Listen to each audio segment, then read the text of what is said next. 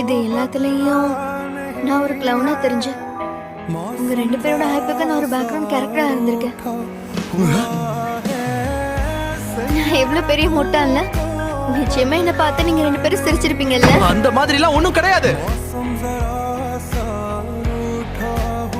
உண்மை என்னன்னா நான் ரொம்ப ரொம்ப கடுப்பாயிட்டேன்.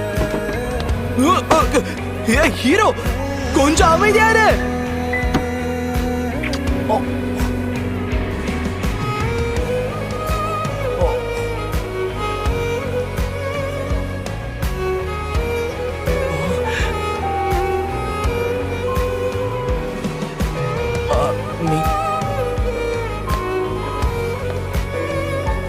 நான் உன்கிட்ட ஒண்ணு கேட்டுக்கிறேன். இதுக்கப்புறம் எப்போ என்கிட்ட பேசாத.